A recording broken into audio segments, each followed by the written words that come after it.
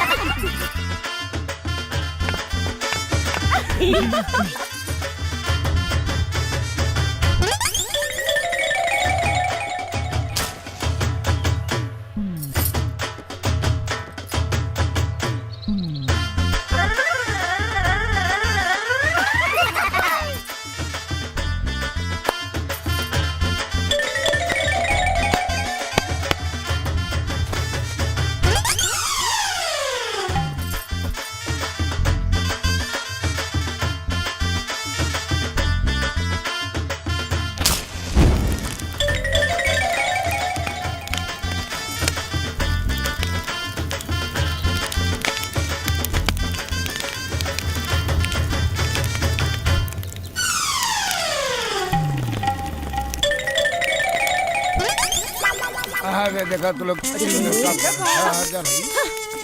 डॉली अरे चुनबुल अब तोरे खातिर चॉकलेट लेवे चलब। डॉली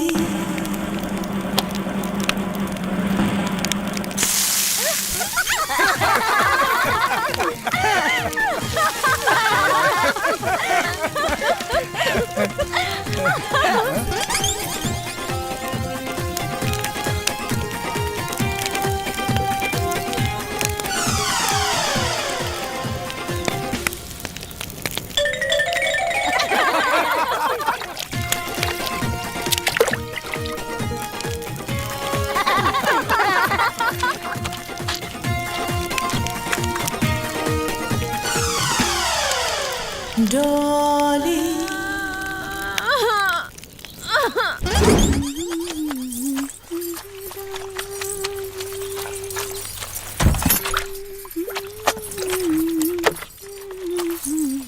छी, how dirty! कितने गंदे लोग रहते हैं यहाँ पे। हाँ, कुछ गंदा लोग घर में आ गइल बड़ा, ऐसे घर अपवित्र हो गइल बा। तई भइला की गोबर से लिप पोत के पवित्र कर लिहल जा। हाँ दीदी, और ई गोबर तो दवाई के भी काम करेला ना। एकर महक से दिमाग के गंदा कीड़ा कुल मर जाला। कितनी घटिया सोच है तुम लोगों की। जानवर का लैट्रिन लेके हाथ से फैला के पूरा गंदा कर रहे हो घर। तुमसे तो बात करने में भी घिन आ रही है, जाहिल कहीं की। बड़ी आई बताने वाली। जा जल्दी से जा। अब तुमके तो हम बतावतानी कि गोबर का चीज होखेला। चुनमोन जल्दी आवा।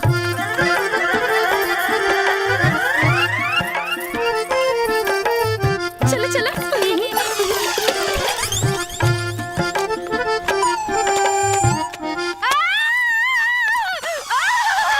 मुझे खुजली हो रही है, मैं क्या करूं? पानी। अरे बहना, क्या हुआ बहना? मुझे खुजली हो रही पुलिस है। पुलिस बुलाओ, पुलिस बुलाओ। मैं क्या करूं? कॉल नहीं लग रहा। एम्बुलेंस एम्बुलेंस मंगाओ। और क्या हुआ बहना? मुझे खुजली हो अरे रही फायर है। ब्रिगेड को फोन लगाओ यार। तुम्हें मजाक सूझ रहा है। अरे यार, एक खुजली तक गोबर लगवला से जाई ना। हाँ दीदी, लेकिन ई गोबर के छुई है कहाँ? गोबर तो जानवर के लैट्रिन होला, गंदा होखेला ना। अरे यार, बहना नो, बहना नो, बहना नो, बहना पॉटी, बहना पॉटी, जानवर का टट्टी बहना, पॉटी बहना, टट्टी, आई मीन जानवर का टट्टी बहना। क्या करूं मैं बहना? चुप, अबे चुप। अरे बहना नो, डोंट डू दिस बहना। अरे अबे हट बे, अबे बहना, बहना ये रोक लो बहना। सब ठीक है बहना? इंतजार इंतजार, आखिर कब तक? मैं इस घटिया कमरे में नहीं रह सकती। बहना, बहना, जब तक पैन कार्ड और टीडीएस सर्टिफिकेट नहीं आ जाता तब तक हमें यहीं रहना पड़ेगा बहना। अकाउंट में एक बार अमाउंट शिफ्ट हो जाए बहना, फिर देखना हम उनसे सौदा करेंगे और कहेंगे राजा बाबू लो और पैसे हमें दे दो। फिर देखना बहना, जिंदगी भर ऐश करोगी बहना, ऐश ही ऐश। डॉली खूब मन लगा के पढ़ जा। हाँ? हेलो जीजू। हेलो। ए घुघरू, एगो बोरा बिछा दा।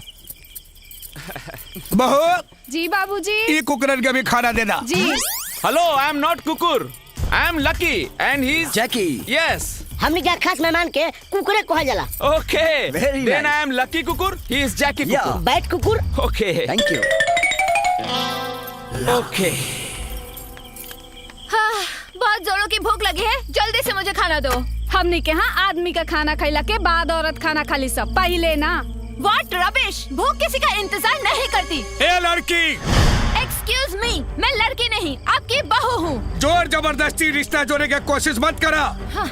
मेहमान बारू तब मेहमान बन के रह।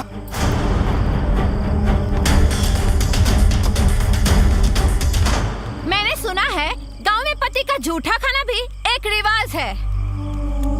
लीजिए, खा लिया मैंने।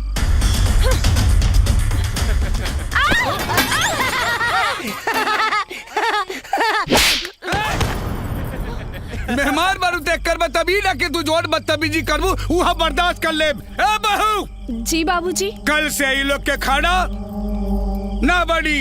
ये लोग अपन खाना खुद बनाई और खुद खाई और साथ में ई होकलिए के साथ खाई। निकम्मा कहीं की। हाँ हाँ, बना लेंगे। हाँ। जैकी, चलो कल से अपना हाथ जगन्नाथ।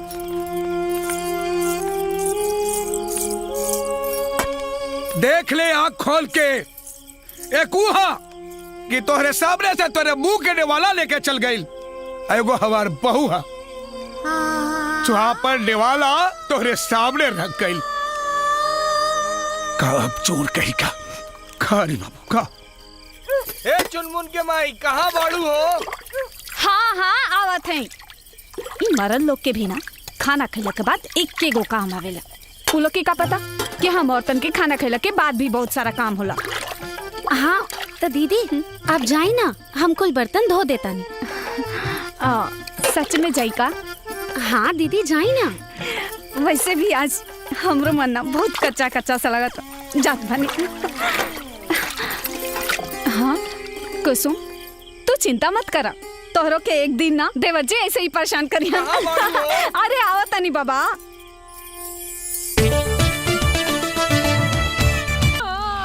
दुल्हन, तू खाना काहे नहीं खैलुआ बहले? माई अरे उ घुमंतुआ के चक्कर में ते अपन खून काहे जराव तरी बिटिया? सवेरे से सांच हो गई, ओकर कहीं पता चला? हैं? अरे का भइल? का बताई कि का भाई, हम तो ओकरा से परेशान हो गल बानी जी। ई लड़की सवेरे से अन्न का दाना नहीं डलले मुंह में, हैं? बाकी ओ बहया के शरीर में न तो डर बा न तो लाज बा। अरे जब से निकम्मा गोधरा के चक्कर में पड़ल बा, तब से ये दिन पे दिन बिगड़ते जा रहल बा। देखत बाड़ी ससुर के नाती के कि कहवा बा, आज ओकर छठी के दूध याद करा दे। हाँ डार्लिंग, जल्दी बनाओ, बहुत भूख लगी है। हाँ हाँ, बन गई, ले आवतन। राजा राजा राजा राजा राजा राजा बाबूजी बाबूजी बहुत गुस्सा में बानी। का बाबूजी रे? यहाँ आवतरन, यहाँ आवतरन, तू जल्दी भाग, ना तो सब कौन खुल जाए। अरे वहाँ कहाँ जाता? बाबूजी होने से आवतरन, तू ना जा। ए भाई, सब संभाल लिए। हाँ हम संभाल ले। अरे बाप रे, हे भगवान, ये दोस्ती के चक्कर में वो का करत पड़ी। चलो तरकारी बना दी।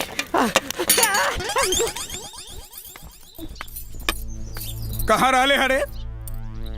हम तोहरा के खोजत खोजत हरान रहल बाड़ी। बहू कब आइल हई? बाबूजी अरे ससुर, हम तोहार ब्याह ई खातिर कैली कि तू सुधर जाबे। अरे तू सुधरबे का, उल्टे तू और बिगड़ल जा रहल बाड़े। एक बात कान खोल के सुन ले राजा, अगर तोहरे कारण हमरा बहू के कुछो भइल तो तोहार हाथ गोर तोड़ के घर में बैठा दे। निकम्मा कही के दिमाग खराब करके रख देलस। अरे रमेश के भाई बिना मतलब डांटत रहले। पाव लगी भौजी। ओ अरे आलू पालक की सब्जी, ई सब्जी तो राजा के बहुत पसंद बा। और लाई ना लेके आई। हाँ हाँ, सब्जी सब्जी लाई ना। ले आवा ना, इहो खा ले। हाँ ले आवा। करे तू यहाँ आके खाना खा रहा तू यहाँ आके खाना खा रहा बाड़ा है। वहाँ मुंबई वाली भौजी पूरे गांव में खरमंडल नांदे जात रहली है। हाँ, हम उनका के बड़ मुश्किल से मना के अब बाहर से दरवाजा में कुंडी लगा के आईनी है। तू जल्दी करा, नहीं तो सगरो खेला गड़बड़ हो जाए। ए भाई तनी जो न जाके संभाल भाई जो। हम कुछ ना कर सके नहीं, समझ ला। तू जाना तोहार काम जाने। हाँ, हमरा के तो ऐसा लगा था कि तुम्हारी डबल ड्यूटी के चक्कर में एक दिन हमारी टट्टी निकल जाए। जल्दी आओ। सुन ना, ए गोदन, ए गोदना, ए गोदन। अब अभी ना खैले ही चल गिल देखा।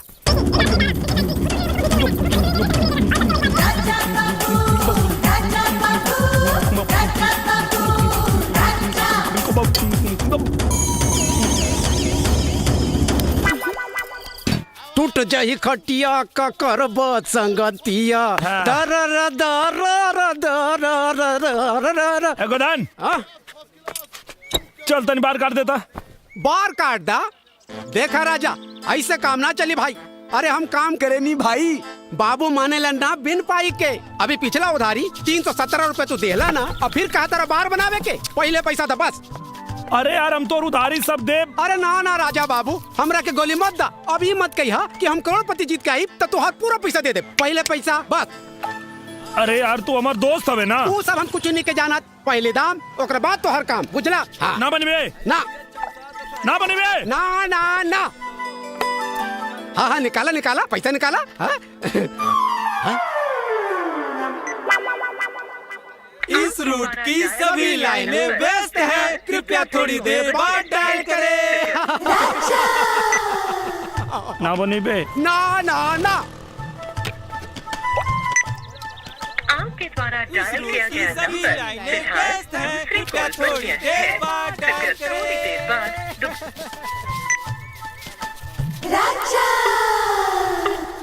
अरे गोदन, तोरा के राजा के बार बना देवे के चाहिए यार। अरे भैया पैसा मिले तो सब कुछ बना दे।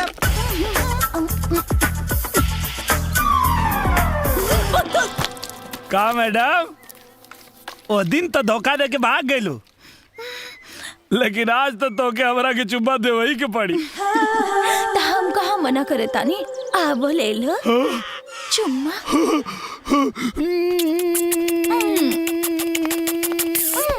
तनिको रुको डार्लिंग, ए का करा तारा? इतना सुंदर सुशील लड़की के भले बाजार में चुम्मा लेबा? तो अगर हम तो के सुनसान जगह पे एक गो चुम्मा की जगह 4 गो चुम्मा देते। अरे तब तो बहुत मजा आ जाए। तो चला चला गाड़ी में बैठो। चलो चलो।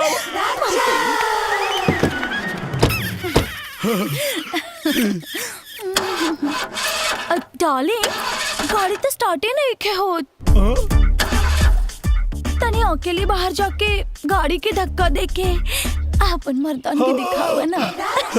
कहा ना, देखा तू अकेले ठेल के चालू कर देता नहीं।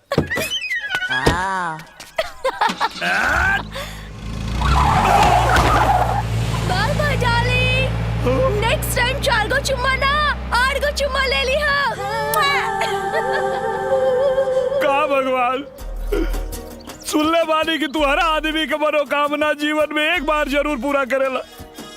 हमार करोड़पति बने के सपना तो पूरा कैला ना।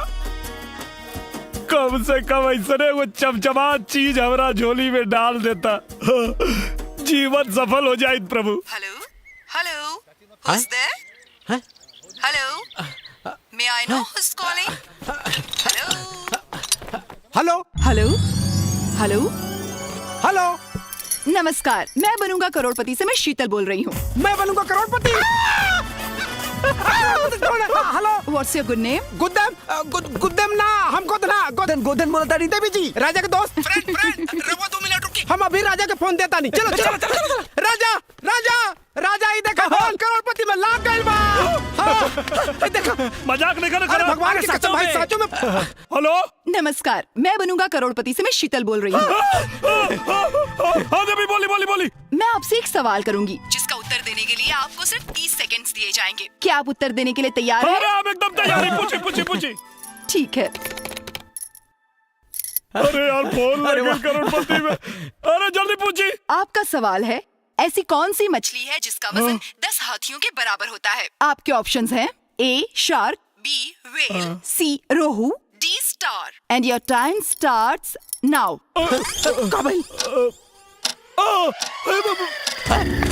अरे